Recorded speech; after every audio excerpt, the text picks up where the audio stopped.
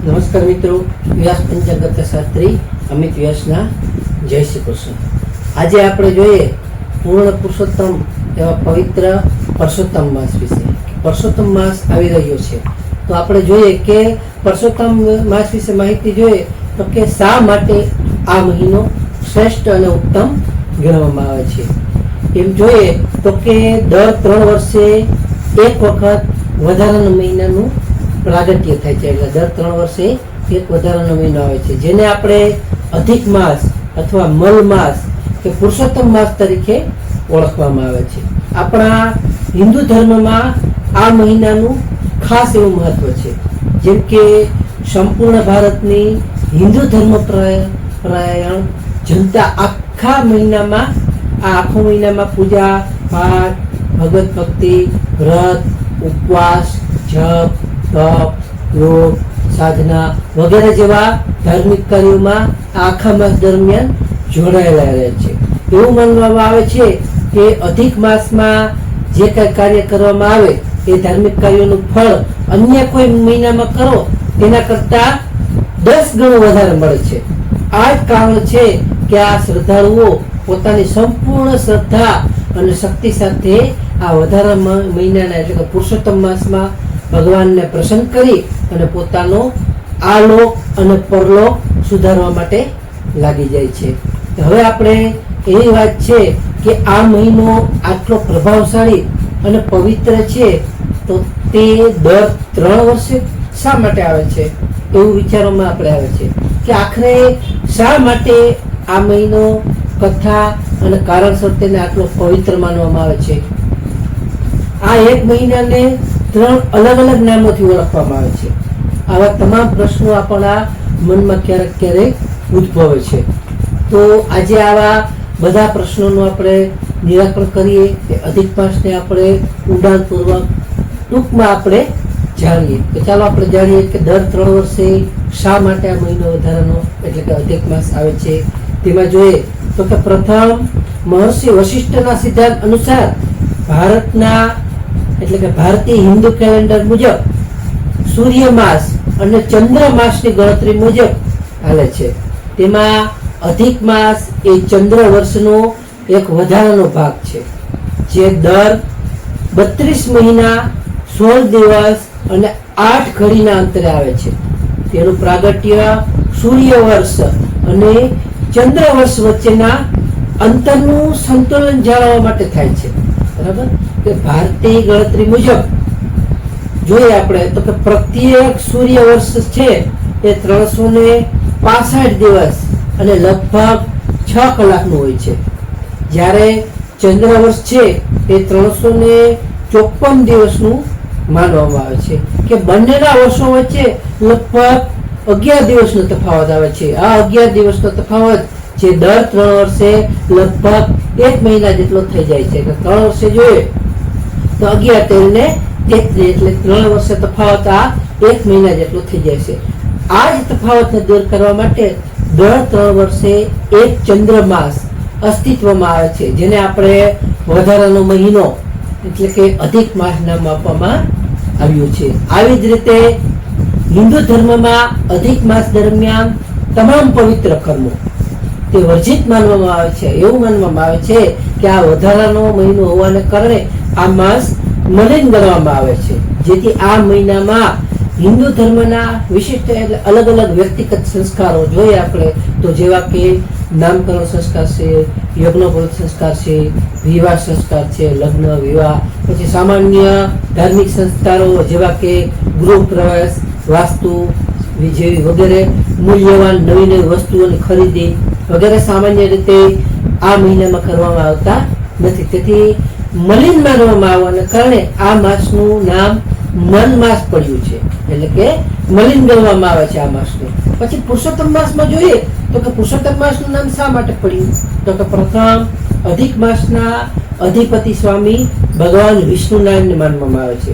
પુરુષોત્તમ ભગવાન એ વિષ્ણુનું જ એક નામ છે જેથી અધિક માસને પુરુષોત્તમ માસના નામથી પણ બોલાવવામાં આવે છે. આ વિષયમાં એક આપણે રસપ્રદ કથા જેવી કે પુરાણમાં પણ વાંચવામાં આવે છે કે જેવું કહેવામાં આવે છે કે ભારતીય ઋષિ મુનિઓએ પોતાની ગણતરીની પદ્ધતિથી દરેક ચંદ્રમાસ એટલે કે દરેક ચંદ્ર મહિનામાં એક એક દેવતાને નિર્ધારિત કરે છે. દરેક માસના એક દેવતા છે. કારણ કે અધિક માસ છે એ સૂર્ય અને ચંદ્રમાસ વચ્ચેનું સંતુલન જાળવવા માટે પ્રગટ થયો છે, કે આ બેના સંતુલન માટે પ્રગટ થયેલો છે. તેથી આ વધારાના માસ અધિપતિ બનવા માટે તેમાં દેવતા કોઈ તૈયાર ન થયા. એવામાં ઋષિ મુનિઓએ ભગવાન વિષ્ણુનારાયણને આગ્રહ કર્યો અને તેઓ જ કે આગ્રહ કર્યો કે તમે જ આ માસનો ભાર તમારા ઉપર ઉતારો. ત્યારે ભગવાન વિષ્ણુનારાયણ આગ્રહ કરી તેને સ્વીકારી લીધો અને આ રીતે મલ માસની સાથે તેનું નામ પુરુષોત્તમ માસ બની ગયો. એટલે તેને પુરુષોત્તમ માસ પણ કહેવામાં આવે છે.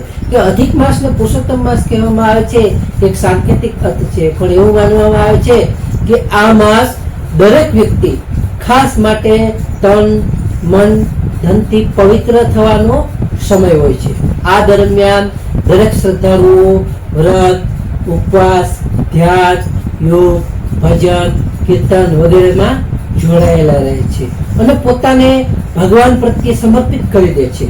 આ રીતે સમય સામાન્ય પુરુષમાંથી ઉત્તમ બનવાનો હોય છે. માટે સર્વ આપણા મનના મેલ ધોવાનું હોય છે, કે આ મહિનામાં આપણા મનના મેલ ધોવાઈ જાય છે. આ જ કારણે કે પુરુષોત્તમ માસમાં નામ આપવામાં આવ્યું છે. વગેરે બાબત આપણે આગળ જોઈએ તો પુરુષોત્તમ માસની અન્ય ઉત્પત્તિ પણ ઘણી શાસ્ત્રોમાં આવેલી છે, કે દરેક રાશિ, નક્ષત્ર, કરણ અને ચૈત્રાદિ 12 માસોના સૌના સ્વામી છે. વગેરે 12 માસોના પોતપોતાના સ્વામી છે, પરંતુ મલ માસનો કોઈ સ્વામી નથી.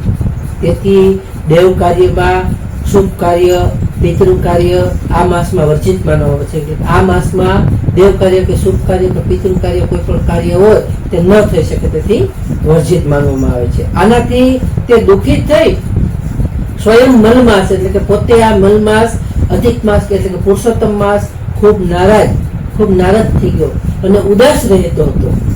આ જ કારણે તે ચારે બાજુ તેની નિંદા થવા લાગી. મલમાસને સૌએ સહાય કે અસહાય, નિંદક, અપૂજ્ય અને સંક્રાંતિથી વર્જિત કહીને તેને લજ્જિત કર્યું.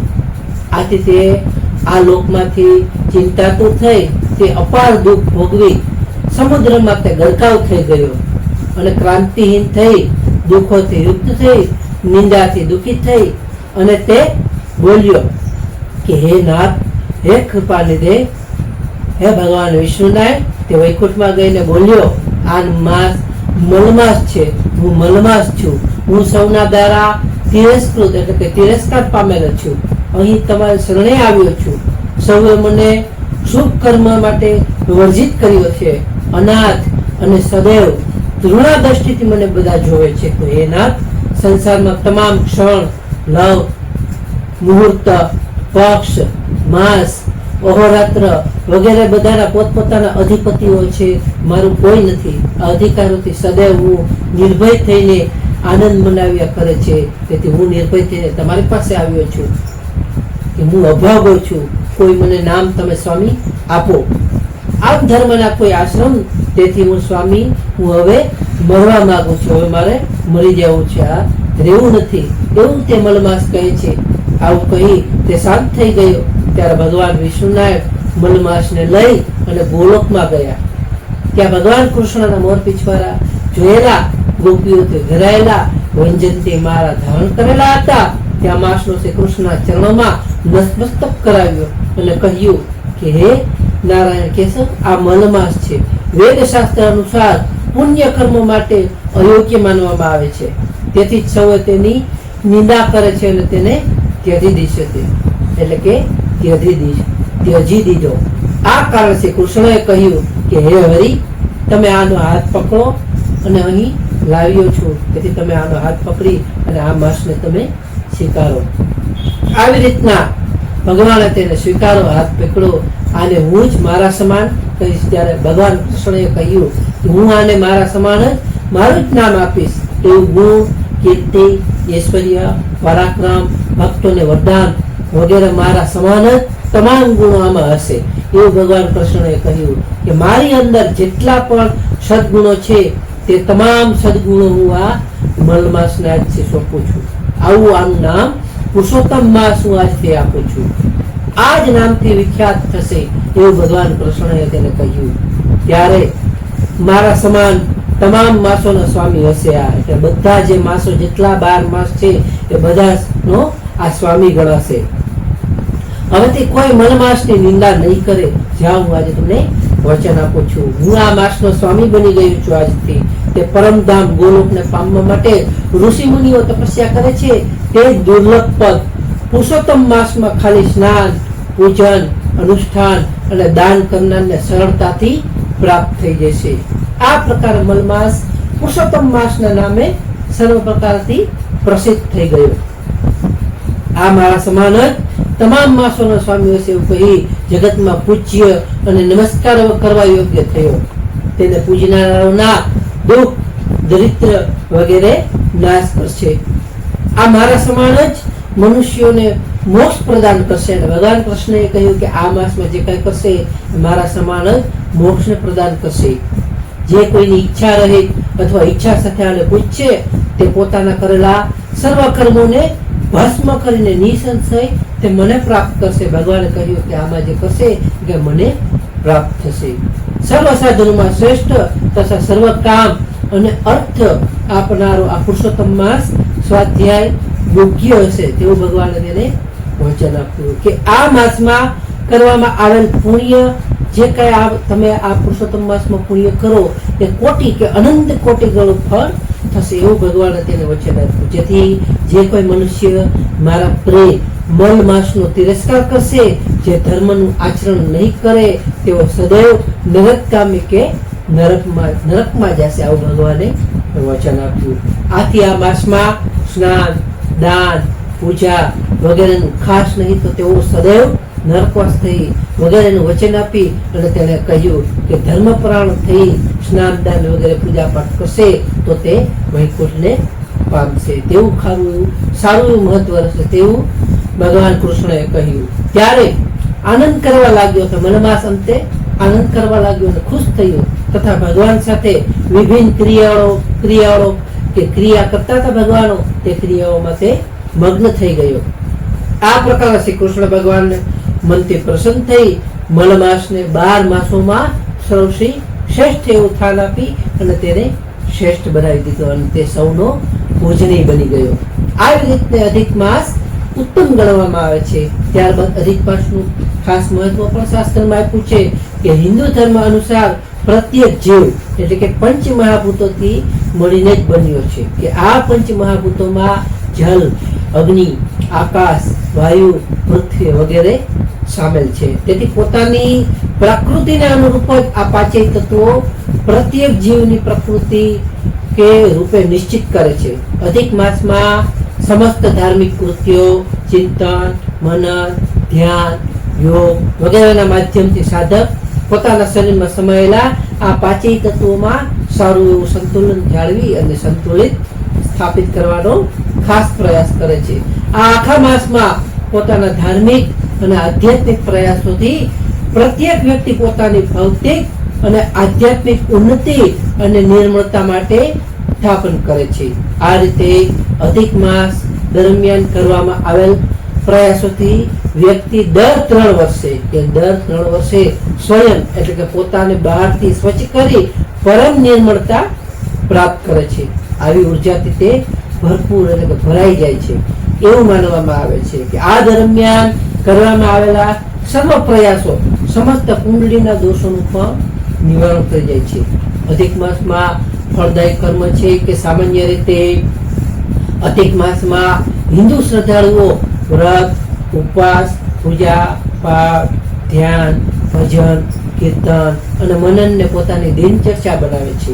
પૌરાણિક સિદ્ધાંતો અનુસાર આ માસ દરમિયાન યજ્ઞ, હવન ઉપરાંત શ્રીમદ ભાગવત, દેવી ભાગવત વગેરે, વિષ્ણુ પુરાણ, ભવિષ્ય પુરાણ વગેરેનું શ્રવણ એટલે કે વાંચન સંભળાવી મન વિશેષ રૂપથી પોતે ફળદાયી બની છે. એટલે અધિક માસમાં તે અધિષ્ઠાતા બને છે. ભગવાન વિષ્ણુ તેથી જ આ આખા સમયમાં વિષ્ણુ મંત્રોના જાપ કરવા એ પણ સારું એવું ઉત્તમ માનવામાં આવે છે. આ માસ દરમિયાન વિષ્ણુ મંત્રના પાઠ, વિષ્ણુ સહસ્ત્ર નામ વગેરે વિષ્ણુના પાઠ, જે કાંઈ વિષ્ણુની ક્રિયાને લગતું જે કાંઈ કરવામાં આવે એ ખાસ લાભદાયક અને ફળદાયી ગણવામાં આવે છે. એવું ગણવામાં આવે છે કે અધિક માસમાં વિષ્ણુ મંત્રનો જાપ સર્વશ્રેષ્ઠ ગણવામાં આવે છે.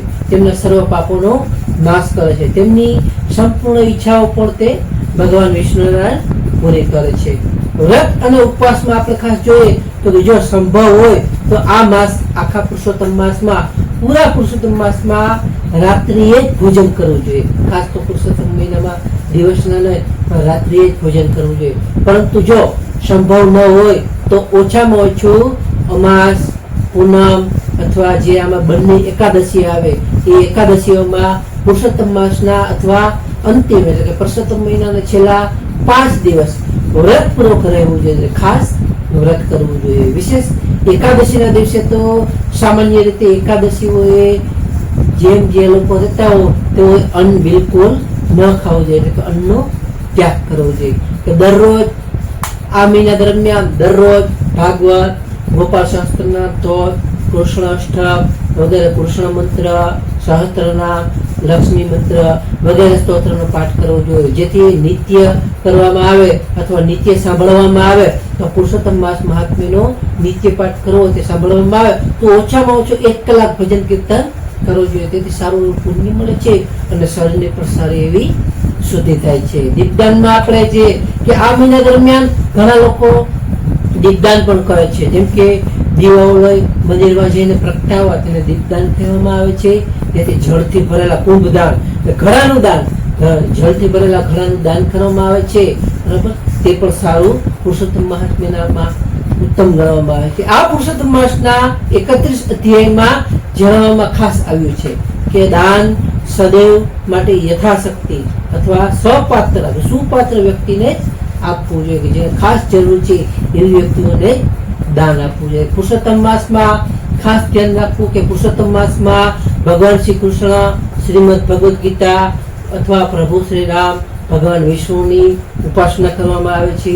આ માસમાં ઉપાસનામાં કરવામાં આવતું પોતાનું ખાસ અલગ જ મહત્વ હોય છે. આ માસ દરમિયાન જપ, તપ, દાનથી અનંત પુણ્યોની કે અનંત ગણા પુણ્યોની આપણને પ્રાપ્તિ થાય છે. આટલું જ નહીં કે આ માસમાં ખાવા પીવાની વસ્તુઓમાં ઘણું મહત્વ છે કે આ માસમાં તમોગુણયુક્ત પદાર્થ, ગરમ પદાર્થ તમોગુણયુક્ત કે તમોગુણી પેદા કરે એવા તમોગુણયુક્ત પદાર્થો સેવન કરવાની શાસ્ત્રોમાં ખાસ મનાય છે. કે આ માસમાં કોઈ પણ વ્યક્તિએ જો ઘઉં, ચોખા, મગ છે, જવ છે, વટાણા, તલ, કાકડી છે, કેળા, કેરી, ઘી, સૂંઠ, આંબલી, સિંધાલોણ, મીઠું, આમળા વગેરેનું જો ભોજન કરે તો તેને આખા જીવન પર્યંત ઓછું શારીરિક કષ્ટ થાય છે. એવો ઉત્તમ આ પવિત્ર માસ ગણવામાં આવે છે. ઉક્ત પદાર્થોથી બનેલા પદાર્થો તેના જીવનમાં સાત્વિકતાની વૃદ્ધિ કરે છે, કે આપણા શરીરમાં સાત્વિકતાની સારો વધારો કરે છે.